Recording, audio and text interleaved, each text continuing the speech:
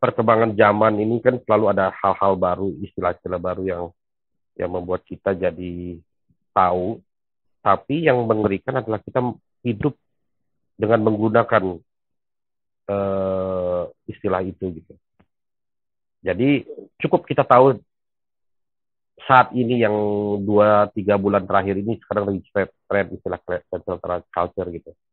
Kita cukup tahu, tapi jangan dibahas lagi sebetulnya mesti ke depan.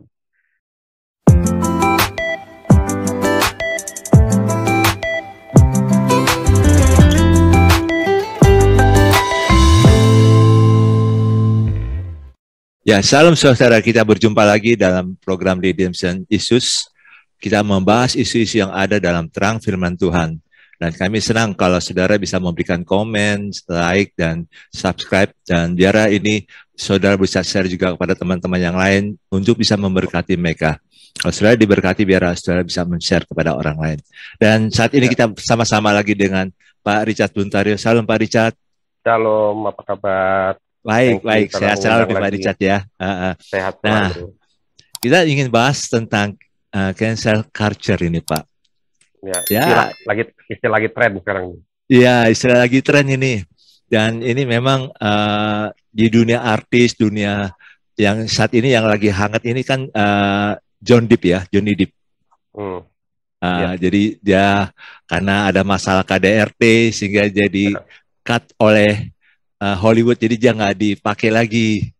Dan yang lalu kita pernah bahas soal siapa yang tampar waktu di acara Hollywood.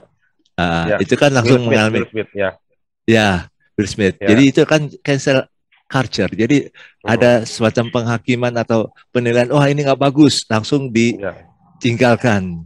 Nah, silakan menurut pandangan Pak Richard ini bagaimana dengan budaya yang ada nih yang muncul saat ini di media ini, Pak? Ya, memang kalau dilihat sejak munculnya internet 30 tahun yang lalu ya, itu merubah budaya kita. Culture kita itu berubah karena keterbukaan itu menjadi sangat terbuka. Ada yang bisa menerima, ada yang tidak bisa menerima. Yang bisa menerima itu biasanya orang yang wise. Orang yang tidak bisa terima itu orang yang tidak wise, yang langsung membuat kesimpulan, tidak ada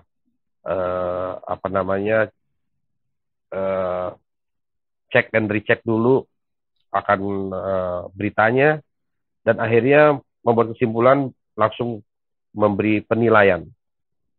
Dan memang sebelum adanya internet,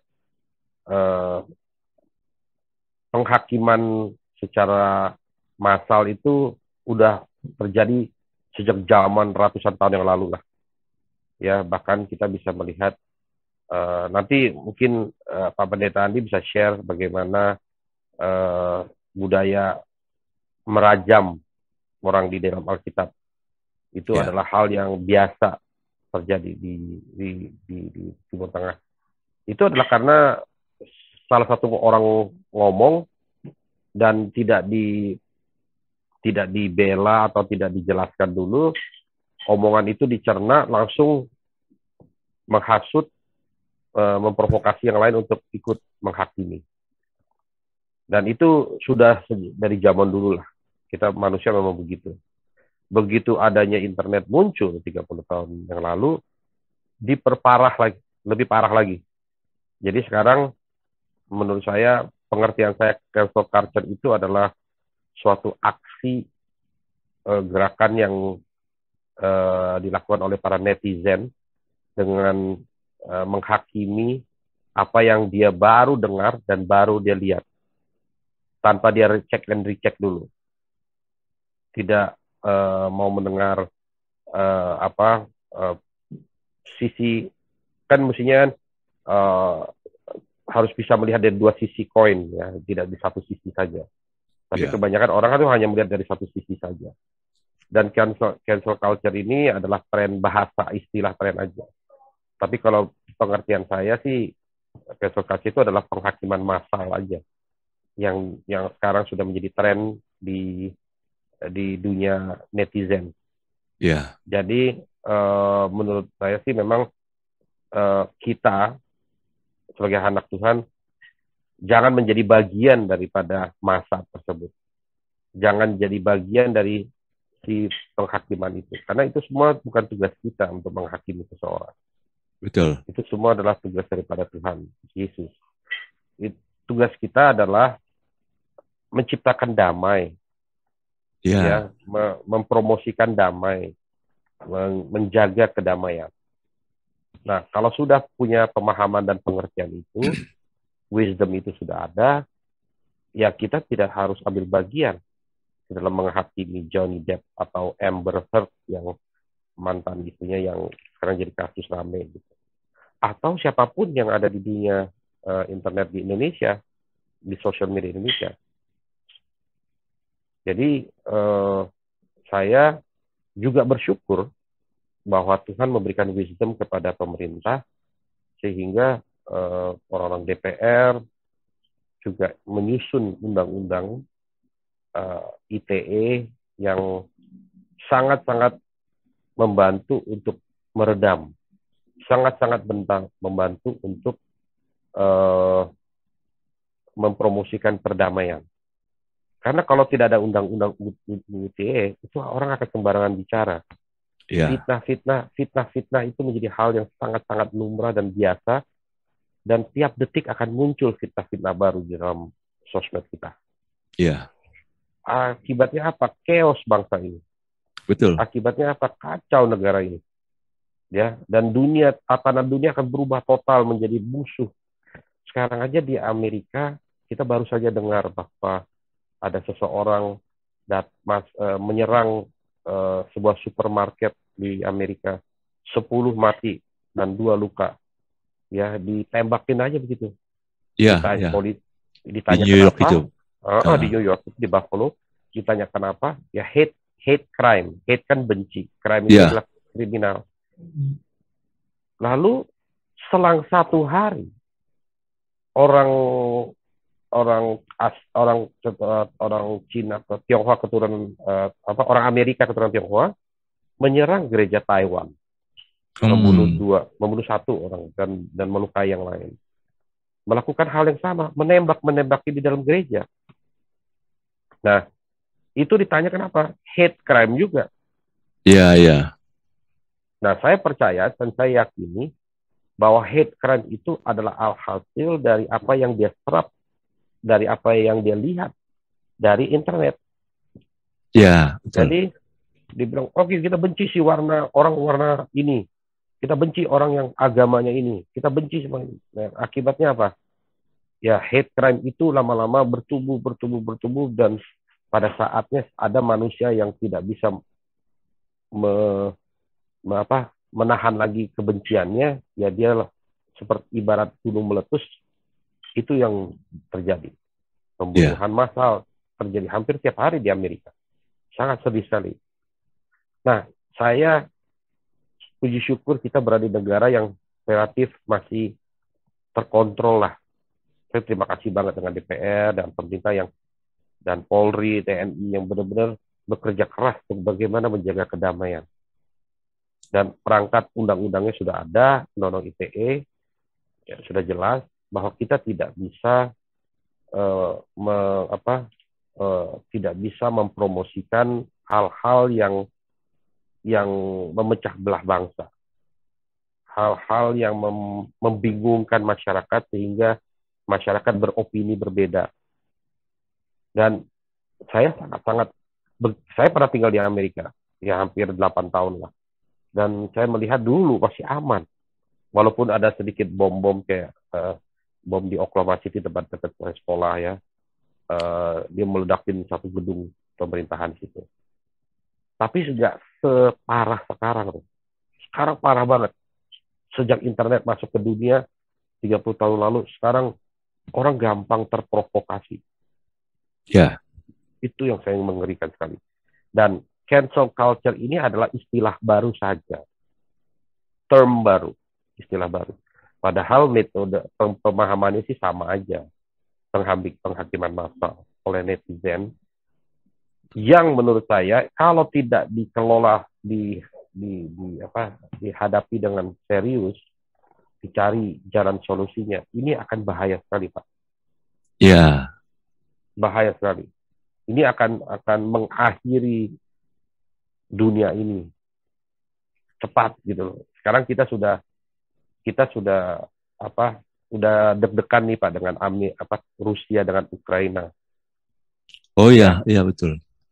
Ibaratnya Rusia keselnya sama Amerika yang digebukin di Ukraina gitu. Iya. Kan seperti begitu kan. Nah, belum lagi nanti Swedia, Finland mau masuk menjadi NATO, itu akan menjadi Ukraina baru. Kita udah kadang ngeri dunia akan kiamat dari situ. Betul. Tapi yang ini adalah nuklir yang lebih bahaya lagi, yaitu apa?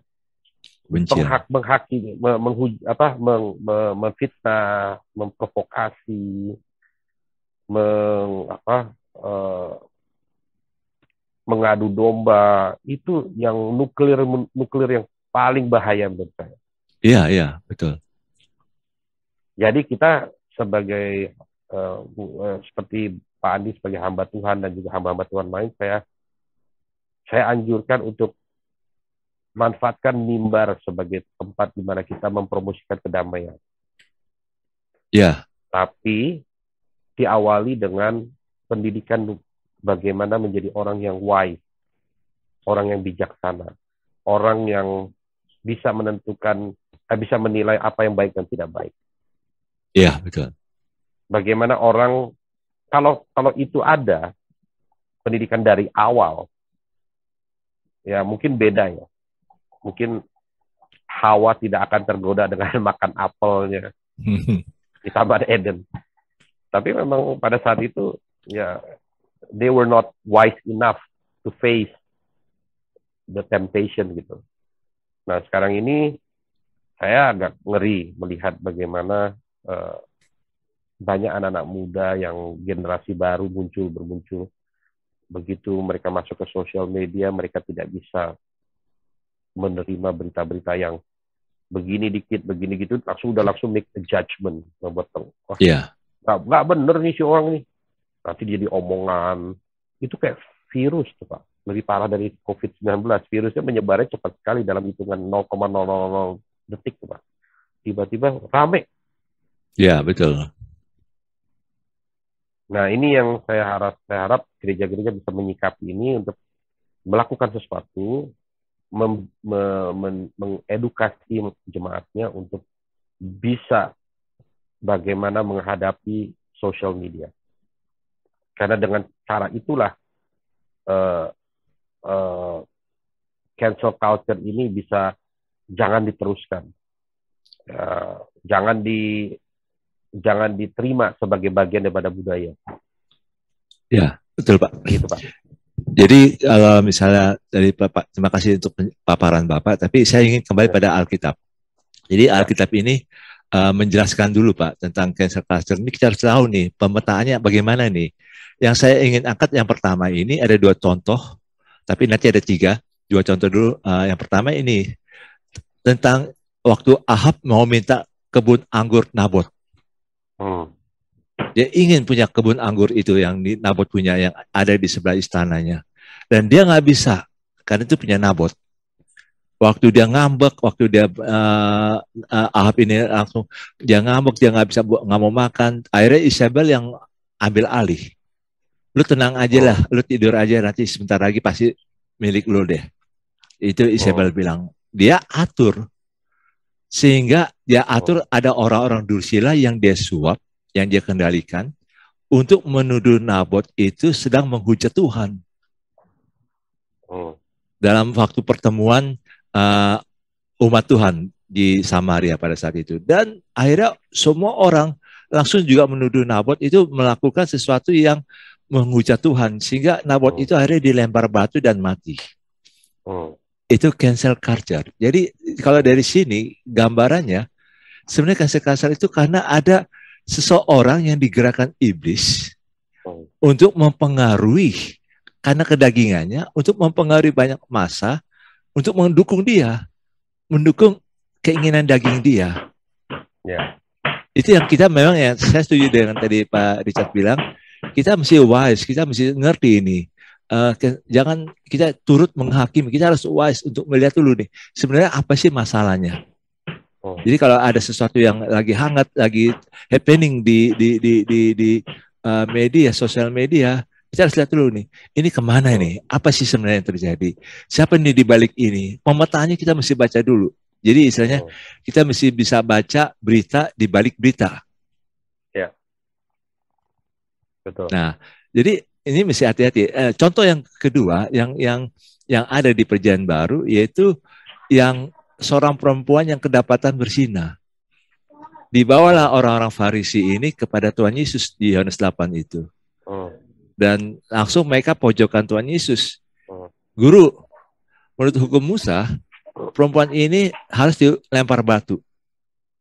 Padahal hukum Musa mengatakan bahwa laki-laki dan perempuan dua-duanya harus dirajam dengan batu kalau kedapatan berzina. Tapi itu yang hanya dibawa adalah perempuannya saja, lakinya di mana? Iya.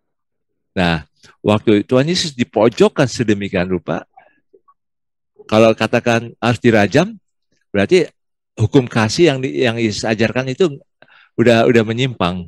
Ya. Kalaupun juga jangan dirajam, dia sudah melanggar hukum Musa. Ya. Dan Tuhan Yesus dengan hikmatnya dia menjawab, kalau di antara kamu yang tidak ada yang berbuat dosa, silakan melempar batu. Melempar batu, menjadi orang yang pertama melempar batu. Ya, melempar batu yang pertama, silakan. Ya.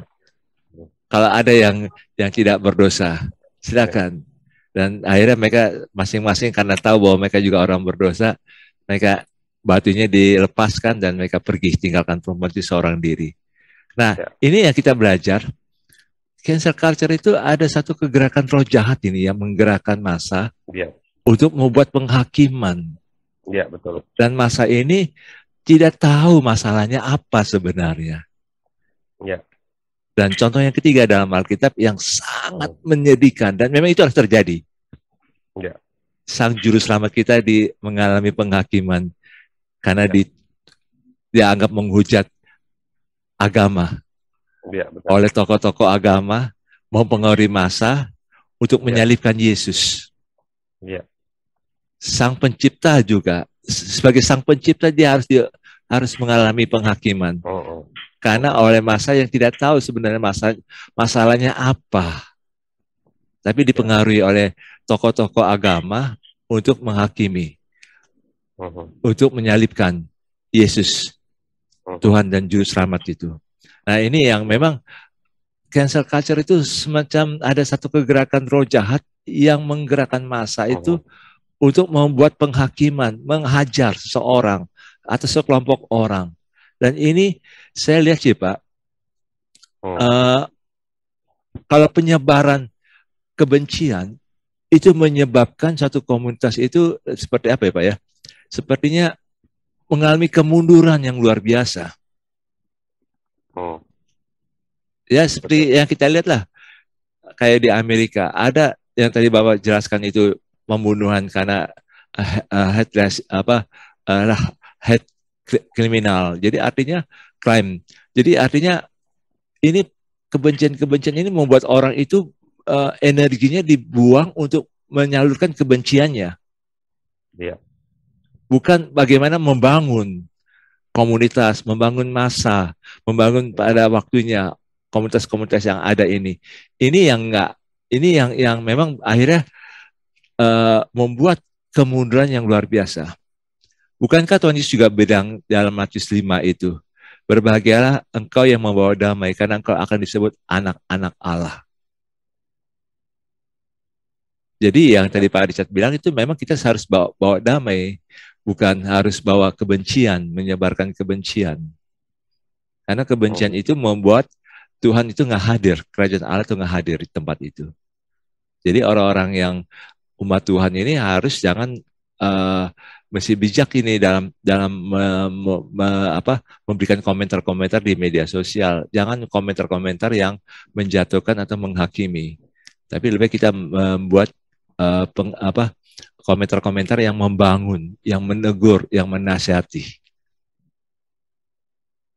Itu Pak.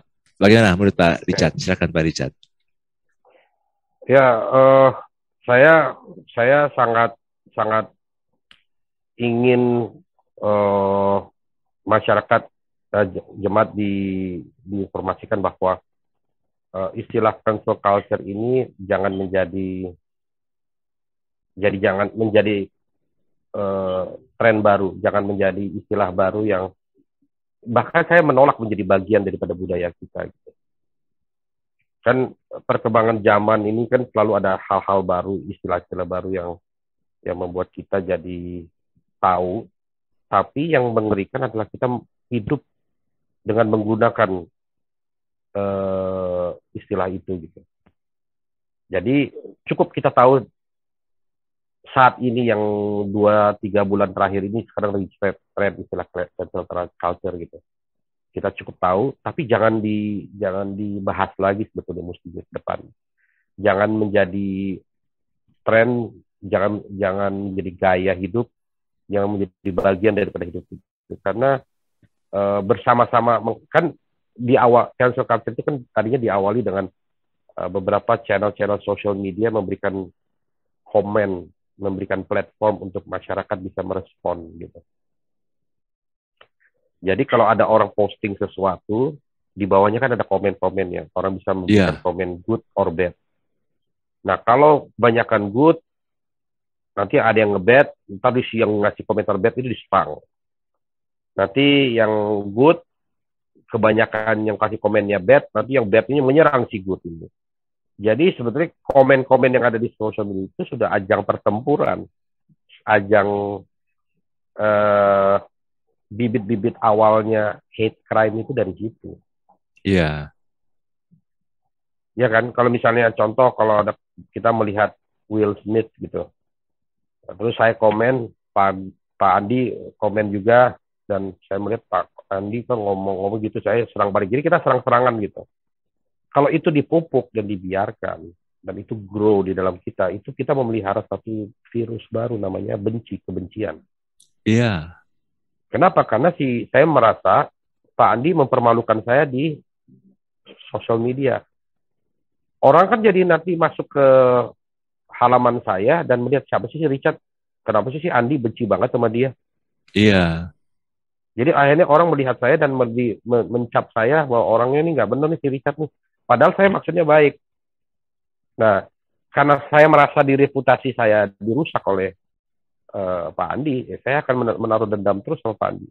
Nanti satu hari kalau gue ketemu tuh si Andi tuh habis gue gebukin gitu. Itu adalah buah daripada kebencian. Betul. Produk kebencian itu adalah ya itu melakukan penembakan pembunuhan di Amerika itu.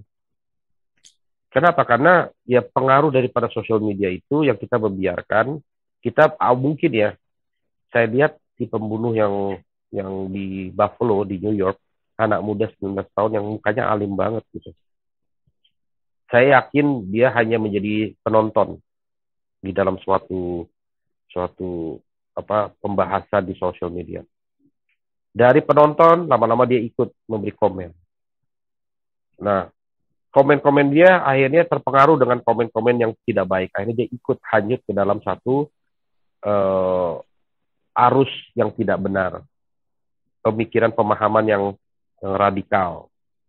Menjadi akhirnya orang-orang yang melawan mainstream. Dia ingin beda sendiri.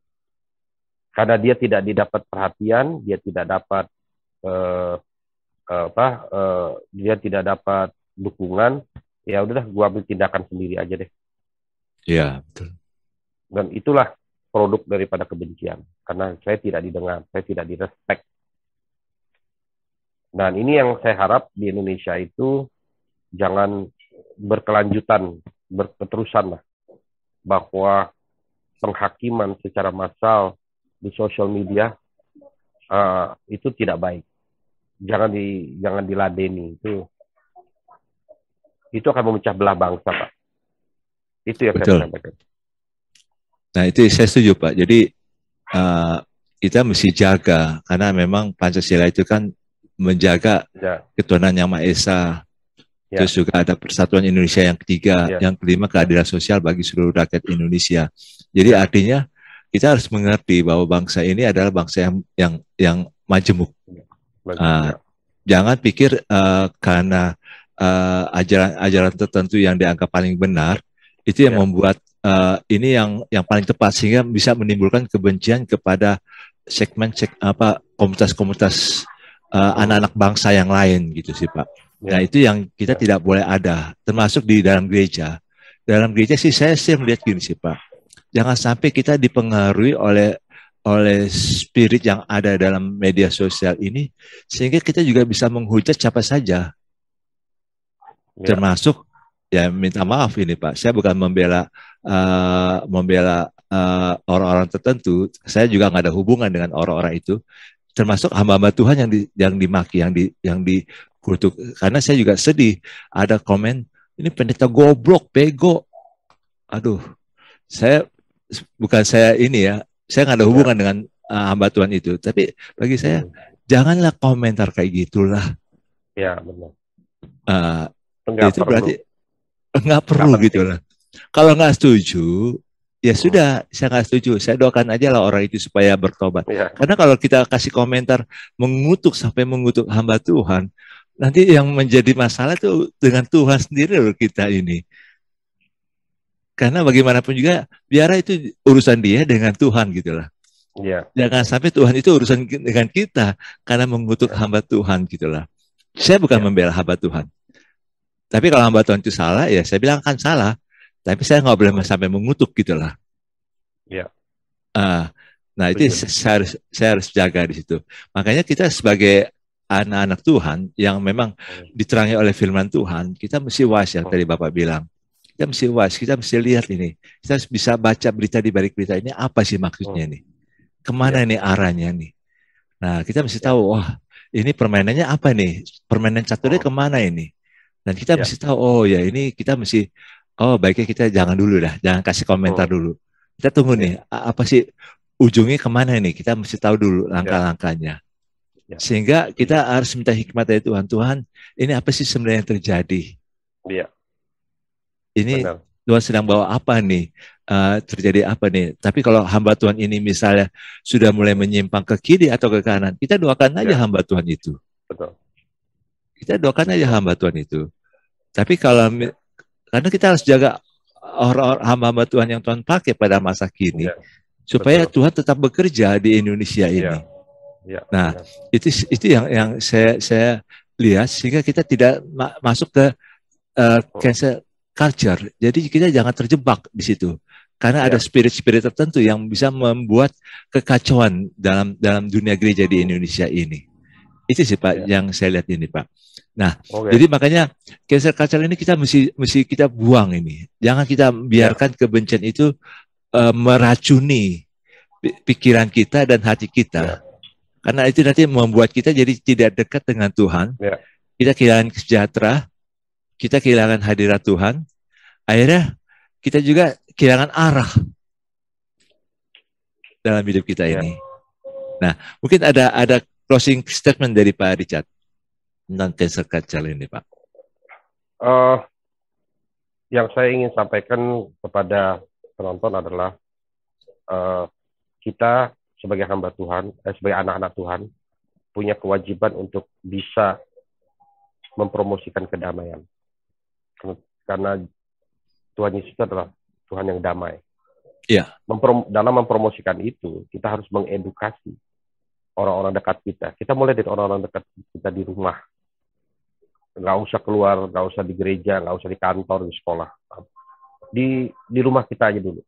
Bahwa anak-anak yang sudah mulai mengenal sosial media, sudah mulai mengkomen-komen di meja makan apa yang dia terima dari sosial media, harus bisa diajarin bagaimana mencerna,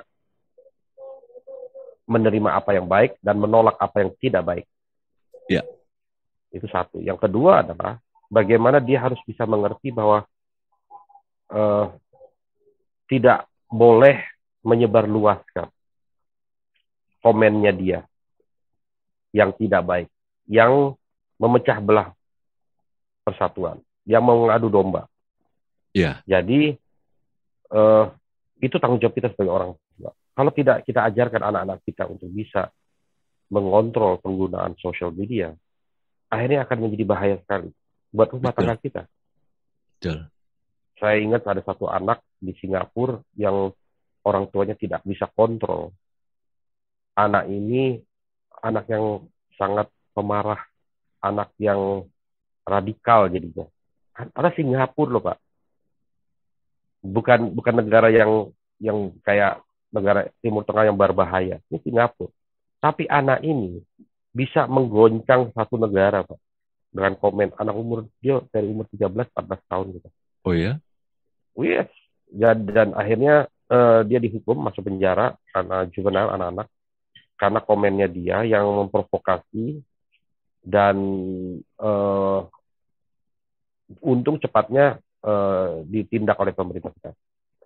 Nah, kita harus ingatkan kepada anak kita untuk mengingatkan bahwa ada undang-undang ITE yang dimana kita harus berhati-hati memberi komen di sosial media. Dan tidak boleh ada kata-kata yang ada kebencian, memprovokasi untuk mau melakukan sesuatu gitu. Karena cancel culture itu bibit-bibitnya dari situ. Iya, iya. Dari situ. Nah, kalau kita bisa mengedukasi, saya yakin istilah cancel culture akan lewat, akan dilupakan. Kenapa? Karena nanti di masa mendatang, sosial media dan anak muda itu isinya akan lebih banyak inovasi, tukar pikiran, ide, bagaimana kita menjadi lebih baik untuk bumi ini, bagaimana negara kita lebih stabil politiknya, bagaimana gereja kita lebih makmur, lebih sukses, tanpa harus minta duit dengan cara-cara yang tidak halal, ya. Yeah. Bagaimana kita bisa berkembanglah gereja kita. Banyak hal yang kita bisa manfaatkan dengan sosial media. Nah, untuk bisa menuju ke situ, ya kita sebagai orang tua harus bisa mulai dari rumah kita, mengedukasi anak-anak kita. Itu aja yang saya ingin sampaikan. Terima kasih Pak Richard untuk diskusinya, dan biar banyak orang yang boleh diberkati, ditolong, sehingga cancel culture itu tidak mereka alami, tidak ada dalam mental mereka, dan itu membuat mereka harus hidup damai dengan diri sendiri, dengan orang lain. Tidak ada kebencian, tidak ada kebencian juga. Ya, terima kasih Pak Richard. Ya, saudara-saudara boleh memberikan komen, memberikan tanggapan, dan saudara bisa membagi juga pengalaman saudara, sehingga saudara bisa komen saudara bisa memberkati banyak orang juga. Dan biarlah ini firman Tuhan menjadi pelita bagi kaki kita dan terang bagi jalan hidup kita. Tuhan Yesus memberkati. Shalom.